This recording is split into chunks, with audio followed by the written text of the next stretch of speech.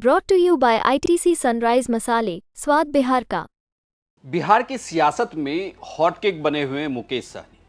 चाहे लोकसभा चुनाव हो या विधानसभा चुनाव या फिर उपचुनाव, मुकेश सहनी की मांग हर तरफ होती है। जिधर भी जाते हैं, भले ही चुनावी सफलता खुद की पार्टी को ना मिले, लेकिन वो गठबंधन मजबूत होता दिखता जरूर है। नमस्कार, प्रणाम, बिहार तक देख रहे हैं आप। मैं हूं आपके साथ इंद्रमोहन। लोकसभा चुनाव के दौरान तेजस्वी यादव के साथ हेलीकॉप्टर पर ताबड़तोड़ चुनाव प्रचार करते मुकेश सहनी को आपने देखा होगा। जिस दिन से महागठबंधन के साथ हुए चुनाव में एक नया फ्लेवर दिखा, चाहे वो हेलीकॉप्टर पर अलग अलग खाना खाकर विरोधियों को चेताने की बात ही क्यों ना हो। लेकिन अब जेडीयू से नजदीकी या यूं कहें कि एनडीए में वापसी को लेकर चर्चा तेज है कि मुकेश सहनी एनडीए में वापसी कर सकते हैं। अगर मुकेश सहनी की आप राजनीतिक पारी को देखें तो अभी तक उनके नाम कोई खास राजनीतिक उपलब्धि हाथ नहीं लगी है। फिलहाल ना तो विधानसभा में कोई सदस्य है और ना ही लोकसभा में। वो खुद भी किसी भी संवैधानिक पद पर नहीं है। लेकिन बड़ी बात ये कि मुकेश सहनी सियासत में बिल्कुल बने हुए हैं। कोई भी गठबंधन हो, उनके पास आता जरूर है।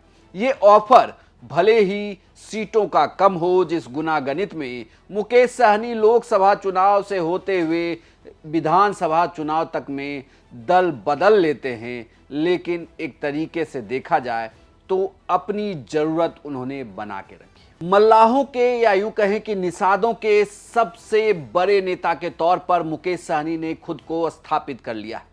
2018 से ही बिहार की राजनीति में एक्टिव हैं, लेकिन पिछले अगर आप देखें तो 6 साल में विधानसभा चुनाव में उनके पार्टी के सदस्य चुनाव जरूर जीते, लेकिन वो बाद में बीजेपी में शामिल हो गए।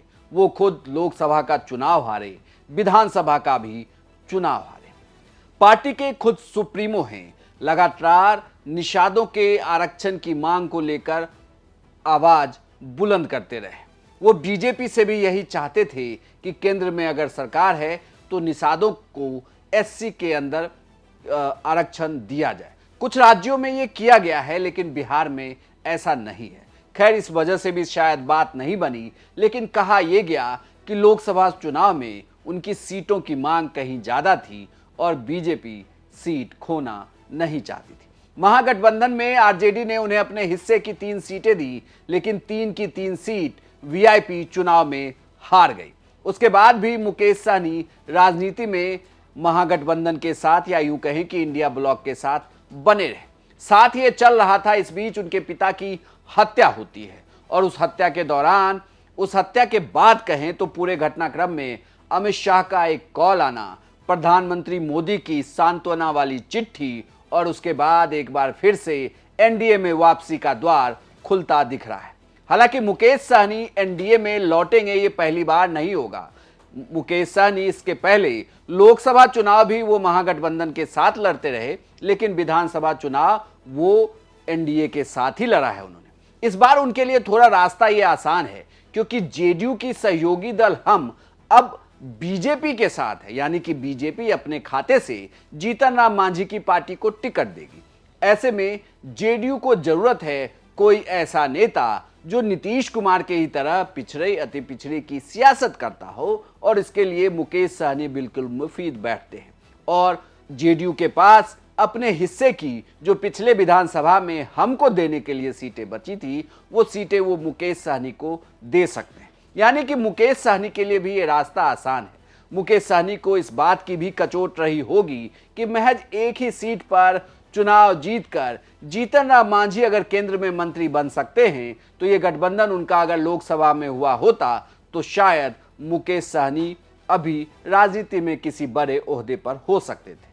लेकिन इन सब से इतर फिलहाल डिमांड तो उनकी है, लेकिन वो जाएंगे किधर, इस पर सबकी नजर बनी हुई है। मुकेश सहनी को लेकर आए दिन लगातार अपडेट आते रहते हैं, लेकिन फिलहाल राजनीति में वो भी हर बार साल दर साल करवट बदलते रहते हैं। अब देखना है कि विधानसभा चुनाव से पहले क्या वो पुराना इतिहास दोहराएंगे या फिर महागठबंधन के साथ ही चुनाव में जाएंगे।